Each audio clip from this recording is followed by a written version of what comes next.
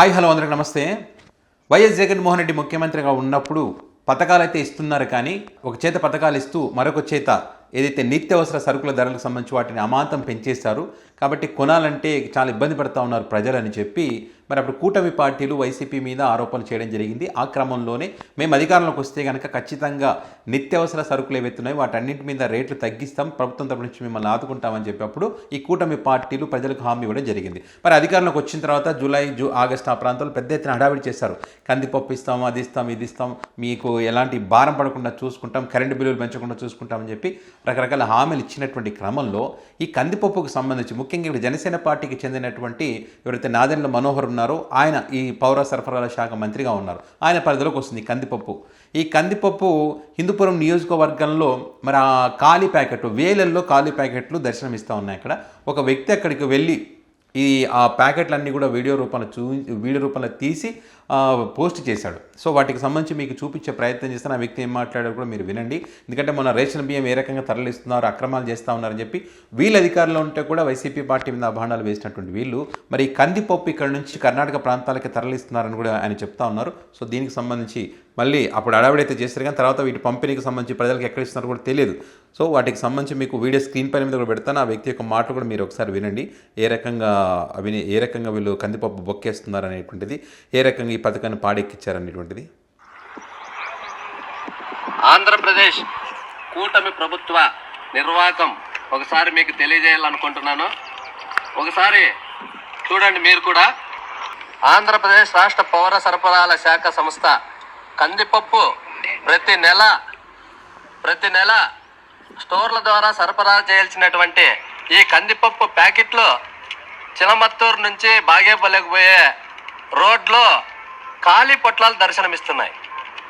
ఇవి ఖాళీ పొట్లాలు ఎందుకు వచ్చినాయని ఇక్కడికి మాకు తెలిసిన సమాచారం మేరకు ఇక్కడ వస్తే ఇవి ప్రజలకు సరఫరా చేయకోకుండా దీన్ని కర్ణాటకకు తరలించి సొమ్ము చేసుకునే దానికోసం అన్ని ఇక్కడికి తీసుకొచ్చారు. ఇవి ఈ పొట్లాల్లో ఉన్నటువంటి కందిపప్పుని ఇక్కడ తీసేసేసి ఆ కందిపప్పును కర్ణాటకకు తరలించారు. ఇక్కడ దాదాపు 2000 నుంచి 3000 పొట్లాలు ఇలాంటివి ఉన్నాయి. కావాల్సింటే ఇది ఎప్పుడు సరఫరా చేసినారో కూడా ఒకసారి చూడండి. ఇది చూడండి, కందిపప్పు నవంబర్ 2024 నెలలో ఇది సరఫరా చేశారు. అంటే దాదాపు 1.5 నెలల కిందట సరఫరా చేశారు. ఇవి 1.5 నెలలు సరఫరా చేసినటువంటి ఈ కందిపప్పుని ప్రజలకు ఇవ్వకోకుండా దారి మళ్లించి కర్ణాటకకు చేర్చి సొమ్ము చేసుకుంటున్నారు.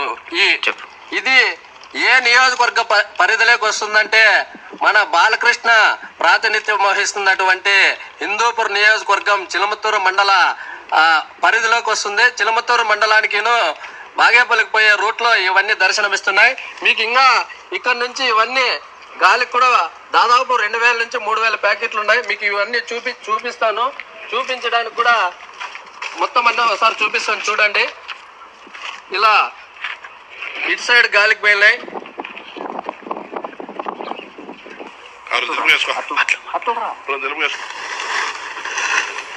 చూడండి, ఈ ఏరియాలో ఎక్కడ చూసినా చెట్ల కింద ఈ ఈ బహిరంగ ప్రదేశంలో ఎక్కడ చూసినా ఇవే ఖాళీ పొట్లాలు కనపడుతున్నాయి. ప్రతి దాని మీద నవంబర్ నెలకు సంబంధించి డేట్ ఉంది. చూడండి, నవంబర్ నెల ప్రజలకు ఈకోకోకుండా పక్కదారి పట్టిస్తూ సొమ్ము చేసుకుంటున్నారు టీడీపీ ప్రభుత్వ కూటమి నాయకులు. ఇవి 2 నెలల నుంచి ప్రజలకు కూడా సరఫరా చేయకోకోకుండా ఈ విధంగా పక్క రాష్ట్రానికి తరలించి అమ్ముకుంటున్నారు. ఒకసారి బాలకృష్ణ గారు మీ నియోజకవర్గంలో ఏం జరుగుతుందో వీటన్నిటిపైన ఒకసారి దృష్టి పెట్టి ప్రజలకు న్యాయం చేయాలని చెప్పి నేను కోరుతున్నా. సో అది ప్రజలకు ఇవ్వాల్సినటువంటి కందిపప్పు ప్యాకెట్స్ని, అందులో ఉన్నటువంటి కందిపప్పును వేరే దాంట్లో తీసేసుకొని ఖాళీ ప్యాకెట్లు తీసుకుపోయి బహిరంగ ప్రదేశంలో పాడేస్తే అక్కడ సుమారుగా 3000కు దగ్గరగా ఖాళీ ప్యాకెట్లు దర్శనమిస్తున్నాయని చెప్పి ఆ ప్రాంతం అంతా కూడా ఓపెన్ ప్లేస్ ఆ ప్రాంతం అంతా కూడా అవన్నీ కూడా గాలికి వెళ్ళినటువంటి ఆ ఖాళీ పేపర్లను కూడా చేతితో పట్టుకొని చూపించినటువంటి పరిస్థితి. వీళ్ళు కూటమి పార్టీకి చెందినటువంటి నాయకులు ఈ రకంగా దోచుకుంటున్నారు. సో ఈ బాలకృష్ణారెడ్డి నియోజకవర్గంలో ఏం జరుగుతుందో ఒకసారి దృష్టి పెట్టండి. ప్రజలకు రావాల్సినటువంటి ప్రభుత్వం తరపు నుంచి ప్రజలకు రావాల్సిన అన్ని కూడా మరి పార్టీ నాయకులు మింగేస్తూ ఉన్నారని చెప్పి ఆ వ్యక్తి అడుగుతూ ఉన్నాడు, క్వశ్చన్ చేస్తూ ఉన్నాడు బాలకృష్ణ గారిని. అదేవిధంగా ఒక నియోజకవర్గంలోనే ఈ రకంగా 3,000 దాకా మరి ప్యాకెట్లో, అంటే 3,000 తెలిసే 3,000 తెలియకుండా ఎన్ని జరిగాయి, ఎంత నొక్కేశారో ఎంత మొక్కేశారో తెలియదు. మరి రాష్ట్ర వ్యాప్తంగా ఇంకా ఎంత మొక్కేశారనేటువంటిది కూడా తెలియదు. సో దానికి సంబంధించి మరి పవన్ కళ్యాణ్ గారు కానీ, నాదెండ్ల మనోహర్ గారు కానీ మరి ఇంకా ఎక్కడెక్కడ ఏం జరిగింది దానికి సంబంధించి మరి విచారించి నిజంగా ప్రజలకు చేరేయా లేదని తెలుసుకునే ప్రయత్నం చేస్తారా, లేకపోతే చేతులు ఎత్తేస్తారని మాత్రం చూద్దాం.